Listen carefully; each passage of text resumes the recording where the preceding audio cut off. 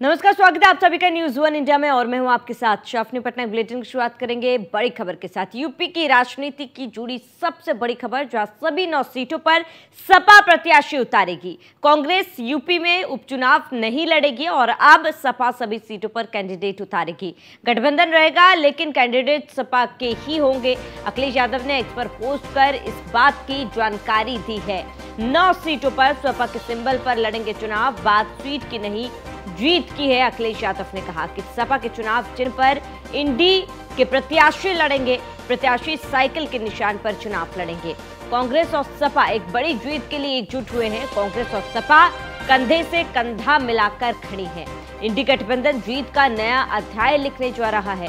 ये बड़ी खबर आपको बता रहे हैं, जहां इंडी गठबंधन जीत का नया अध्याय लिखने जा रहा है। ये बड़ी खबर आपको बता दें, उत्तर प्रदेश राजनीति से जुड़ी इस वक्त की बड़ी खबर, जहां उपचुनाव में सपा ही अपने सारे प्रत्याशी मैदान में उतारेगी। 9 सीटों पर समाजवादी पार्टी के प्रत्याशी मैदान में उतरेंगे, जहां कांग्रेस ने अपने हाथ उपचुनाव से पीछे हटा दिए हैं। सपा के चुनाव चिन्ह पर इंडी के प्रत्याशी लड़ेंगे। अखिलेश यादव ने अपने एक्स हैंडल पर पोस्ट कर इस बात की जानकारी दी। प्रत्याशी साइकिल के निशान पर चुनाव लड़ेंगे। ये बड़ी खबर आपको बता रहे इस वक्त की, जहां कांग्रेस और सपा एक बड़ी जीत के लिए एकजुट हुए हैं। तो कांग्रेस और सपा कंधे से कंधा मिलाकर खड़ी है। ये बड़ी खबर आपको बता दें, जब कांग्रेस और सपा कंधे से कंधा मिलाकर लड़ रही है।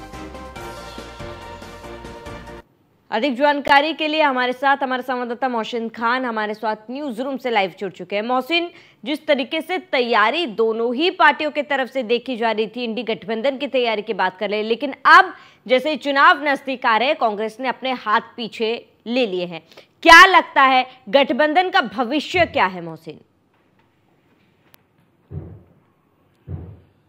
देखिए श्रावणी, इंडी गठबंधन पर तो उसी वक्त सवाल खड़े हो गए थे जब हरियाणा विधानसभा चुनाव के नतीजे आए थे और उसके ठीक अगले दिन समाजवादी पार्टी के सुप्रीमो अखिलेश यादव ने 6 सीटों पर अपने प्रत्याशियों के नामों का ऐलान कर दिया था। और खासतौर से मंझवा और फूलपुर सीट, जिस पर लगातार कांग्रेस अपनी दावेदारी कर रही थी, उस पर भी अपने प्रत्याशी उतारकर एक संदेश दे दिया था अखिलेश यादव ने कांग्रेस पार्टी को कि वो किसी भी तरह से समझौता करने के मूड में नहीं है। और उसके बाद से ही लगातार कांग्रेस भी बैकफुट पर जा रही थी, क्योंकि कांग्रेस लगातार से 4 से 5 सीटों की मांग कर रही थी। लेकिन जिस तरह से समय आगे बढ़ता गया और अखिलेश यादव को भी ये समझ आने लगा कि बिना गठबंधन के उत्तर प्रदेश में भी राह आसान नहीं होगी, तो इसलिए उन्होंने 2 सीटें अलीगढ़ की खैर विधानसभा और गाजियाबाद सदर सीट को छोड़ने का फैसला कर लिया, कि ताकि ये सीटें जो है कांग्रेस को दी जा सके। और कल तक ये खबरें भी आ रही थी कि हो सकता है कि समाजवादी पार्टी फूलपुर पर भी अपना दावा छोड़ दे और फूलपुर विधानसभा जो सीट है वो भी कांग्रेस के लिए छोड़ दे।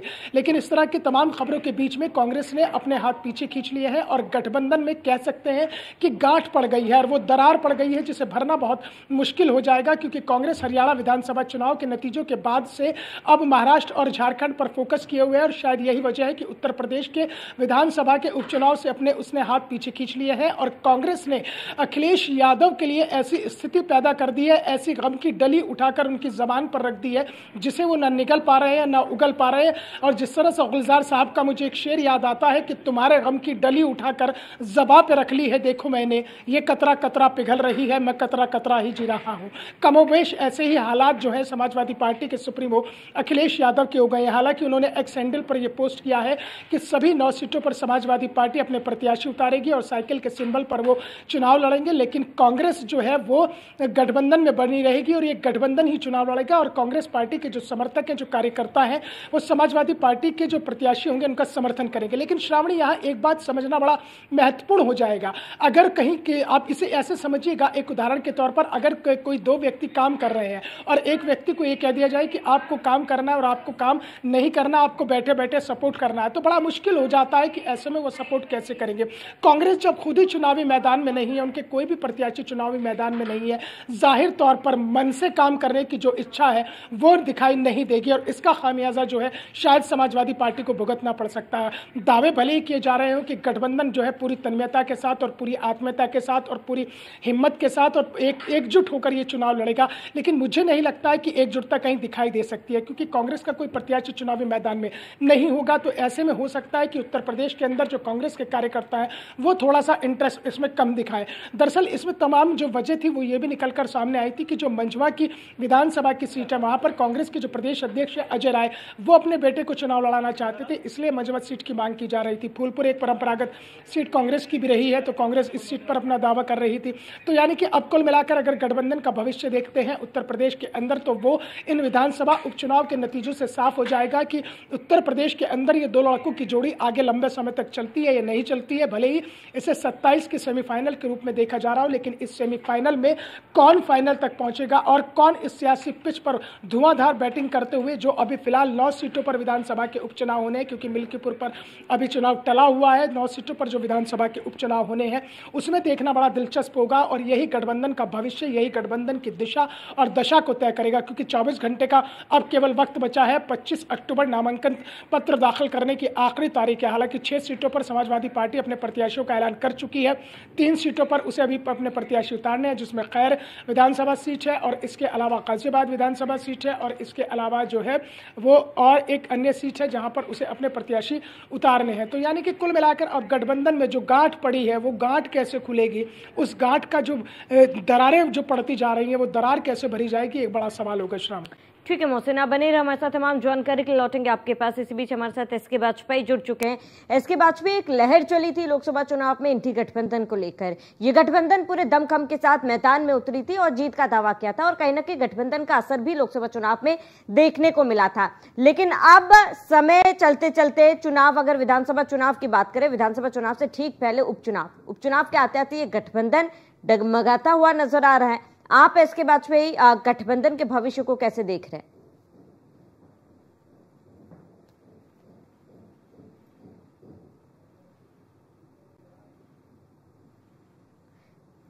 एसके वाजपेयी, आप तक मेरी आवाज पहुंच पा रही है? बिल्कुल, निश्चित तौर पर समाजवादी पार्टी और कांग्रेस की तरफ से एक दूसरे के गठबंधन में रहने की बहुत सारी कोशिशें की गई। हालांकि इन कोशिशों के दौरान इसका फायदा 2024 के लोकसभा चुनाव में भी मिला, क्योंकि जो कांग्रेस सिर्फ 1 सीट पर थी और समाजवादी पार्टी जो सिर्फ 5 सीटों पर थी, 5 से वो 37 पर पहुंची और कांग्रेस 1 से 6 पर पहुंच गई। तो ऐसे में दोनों पार्टियों को फायदा हुआ था और यही एक वजह है कि दोनों पार्टियों के कार्यकर्ता काफी इस जीत से उत्साहित थे और इस उत्साह में लगातार ये इस तरीके के बयान आ रहे थे कि कांग्रेस और समाजवादी पार्टी आगे आने वाले चुनाव में भी साथ मिलकर लड़ेगी। हालांकि उत्तर प्रदेश के विधानसभा उपचुनाव को लेकर यूपी कांग्रेस 5 सीटों पर अड़ गई, उसके बाद वो 4 सीटों पर आई। हालांकि सपा जो समाजवादी पार्टी का जो पार्टी प्रबंधन है वो इन सारी चीजों को लेकर राजी नहीं हुआ और लगातार ये गतिरोध चलता रहा। हालांकि इसको लेकर यूपी कांग्रेस के जो प्रदेश अध्यक्ष हैं, उसके अलावा जो प्रदेश प्रभारी हैं, वो दोनों दिल्ली भी गए और अपनी बात केंद्रीय नेतृत्व के सामने रखी। हालांकि इन सब चीजों के बावजूद जिस फूलपुर सीट को कांग्रेस मांग रही थी और समाजवादी पार्टी देने की बात भी कह रही थी, उस सीट पर कांग्रेस सपा के घोषित प्रत्याशी ने कल अपना नामांकन कर दिया था, जिसके बाद ये चीजें साफ होती हुई दिखाई देने लगी थी कि संभवतः कांग्रेस और समाजवादी पार्टी के बीच में अब बात नहीं बन पाएगी, क्योंकि कांग्रेस प्रदेश अध्यक्ष चाहते थे कि उत्तर प्रदेश में कम से कम कांग्रेस को 4 सीटें इन 10 में से दी जाए। हालांकि ये चीजें तय नहीं हो पाई, जिसके बाद अब दोनों के बीच में भले ही सपा अध्यक्ष अखिलेश यादव ने इन दोनों पार्टियों के संबंधों को लेकर पोस्ट किया हो और कहा हो कि दोनों पार्टियां एक दूसरे के साथ रहेंगी, दोनों गठबंधन में ही चुनाव लड़ेंगे, लेकिन बड़ा सवाल यही है कि 10 में से 7 सीटें समाजवादी पार्टी घोषित कर चुकी है और बची हुई जो 2 सीटें हैं, जिसमें गाजियाबाद और खैर सीट शामिल है, उस पर भी सपा की तरफ से जल्द ही ऐलान किया जाएगा। संभवतः आज इसका ऐलान हो सकता है, क्योंकि कल नामांकन का अंतिम दिन है। तो निश्चित तौर पर ये सारी चीजें दिखा रहा है कि सपा और कांग्रेस के बीच में बात नहीं बन पाई है, लेकिन दोनों पार्टियां फिर भी चाहती हैं कि वो एक दूसरे के साथ रहें, क्योंकि यूपी कांग्रेस इन सारी चीजों को लेकर तैयार नहीं थी। हालांकि इसका असर अब दूसरे प्रदेशों पर भी पड़ेगा, क्योंकि महाराष्ट्र में भी चुनाव होने हैं और समाजवादी पार्टी लगातार कोशिश कर रही है कि अपनी पार्टी को राष्ट्रीय पार्टी बनाया जाए, इसलिए वो वहां कांग्रेस से सीटें चाहती है। उसके बदले में वो यूपी में कांग्रेस को सीटें दे रही थी। अब चूंकि यूपी में कांग्रेस को सीटें नहीं मिली हैं, तो ऐसे में ये देखना भी काफी महत्वपूर्ण होगा, क्या हरियाणा की तरह ही कांग्रेस अब महाराष्ट्र में भी समाजवादी पार्टी को सीटें ना दे। हालांकि अब ये सारी चीजें भविष्य के गर्त में है, लेकिन एक चीज जरूर साफ है कि अब उत्तर प्रदेश में समाजवादी पार्टी अकेले चुनाव लड़ेगी, और भले ही गठबंधन की बातें हो रही हो, लेकिन कांग्रेस के कार्यकर्ता उस जोश और खरोश के साथ मैदान में नहीं दिखाई देंगे। उसकी वजह है कि यूपी कांग्रेस ने सभी 10 सीटों पर अपने चुनाव पर्यवेक्षक और चुनाव प्रभारी घोषित कर दिए थे। सभी 10 सीटों पर कांग्रेस लगातार तैयारी कर रही थी, लेकिन मैदान से पीछे हटने के बाद कहीं न कहीं ये सारी चीजें धराशायी होती हुई दिखाई दे रही, जिसका असर निश्चित तौर पर सपा और कांग्रेस के संबंधों पर भी पड़ेगा। ठीक है, इसके बाद पे आप बने रहे हमारे साथ, तमाम जानकारी के लौटेंगे आपके पास। मोहसिन, आपका रुख करूंगी। मोहसिन, क्योंकि इससे पहले हमने देखा था कि कांग्रेस ने ये शर्त रखी थी कि उपचुनाव में कांग्रेस उत्तर प्रदेश में दखल नहीं करेगी और वहीं महाराष्ट्र में समाजवादी पार्टी जो है वो उसे पीछे हटना पड़ेगा। क्या इसके बाद इसका असर हम महाराष्ट्र में भी देखेंगे? क्या समाजवादी पार्टी जो है वो पीछे हटेगी महाराष्ट्र में? देखिए, जाहिर तौर पर श्रावणी, जो राजनीति है वो अनिश्चितताओं का खेल है और सियासत की बिसात पर यह कहा जाता है कि कब, कहां और कि किस तरह से कौन सा भी राजनीतिक दल किस पर भारी पड़ जाए कहा नहीं जा सकता है। आप हरियाणा विधानसभा चुनाव को देखिए कि जिस तरह से वहां पर जो समाजवादी पार्टी है उसने सीटों की मांग की थी, लेकिन कांग्रेस ने उसको नकार दिया था। उस वक्त ये लग रहा था कि अगर हरियाणा विधानसभा चुनाव के नतीजे कांग्रेस के पक्ष में आते हैं तो फिर यूपी विधानसभा उपचुनाव में जो कांग्रेस की 4 से 5 सीटों पर दावेदारी थी वो बड़ी पुख्ता हो जाती और फिर ये समाजवादी पार्टी की मजबूरी हो जाती कि उसे वो सीटें कांग्रेस के लिए छोड़नी पड़ती। अब चूंकि नतीजे जो थे वो कांग्रेस के पक्ष में नहीं आए, तो इसलिए समाजवादी पार्टी के प्रमुख अखिलेश यादव ने अगले दिन 6 सीटों पर अपने प्रत्याशियों के नामों का ऐलान कर दिया और फूलपुर और मझवा उसमें खास तौर से थी। जिस तरह से एसके वाजपेयी जिक्र कर रहे थे कि 5 सीटें मांगी थी, 5 के बाद कम से कम कांग्रेस के प्रदेश अध्यक्ष अजय राय चाह रहे थे कि 4 सीटें हों। 3 सीटें लगभग तय हो चुकी थी। फूलपुर भी यह इस तरह की संभावनाएं थी कि समाजवादी पार्टी छोड़ सकती है, लेकिन मंझवा पर पेच फंसा हुआ था क्योंकि मंझवा से अजय राय अपने बेटे को चुनाव लड़ाने की फिराक में थे। अब जिस तरह से महाराष्ट्र में भी चुनाव होने हैं, झारखंड में भी चुनाव हो रहे हैं, महाराष्ट्र में जो महाविकास आघाड़ी गठबंधन है उसमें समाजवादी पार्टी ने 12 से 15 सीटों की मांग रखी है। तो ऐसे में कहीं ना कहीं वो दावेदारी अब समाजवादी पार्टी की बड़ी बैकफुट पर चली जाएगी, क्योंकि उत्तर प्रदेश के अंदर जिस तरह से यूपी कांग्रेस की नहीं चली है और कांग्रेस को उसके मनमाफिक सीटें नहीं मिली हैं, तो कांग्रेस अब हो सकता है कि महाराष्ट्र में समाजवादी पार्टी को उसके मनमाफिक सीट ना दे, या ये भी हो सकता है कि उसे एक भी सीट ना दे। और जिस तरह से समाजवादी पार्टी खुद को राष्ट्रीय पार्टी बनाने की जो एक फहरिस्त को आगे लेकर चल रही है, जिस तरह जम्मू कश्मीर में भी समाजवादी पार्टी ने चुनाव लड़ा, वो अलग बात है कि 20 विधानसभा चुनाव में उन्होंने चुनाव लड़ा था और उनके 20 के 20 विधानसभा चुनाव जो विधानसभा सीटें थी वहां पर केवल समाजवादी पार्टी के प्रत्याशी को 8,198 वोट मिले और सभी की जमानत जब्त हो गई है। तो ऐसे में अगर कांग्रेस पार्टी और महाविकास आघाड़ी गठबंधन में शामिल जितने भी दल हैं वो अगर समाजवादी पार्टी को महाराष्ट्र के अंदर एक भी सीट नहीं देते हैं, तो हो सकता है कि अखिलेश यादव फिर वहां पर जो है अकेले चुनाव लड़े। इस तरह की भी चर्चाएं लगातार राजनीतिक गलियारों में।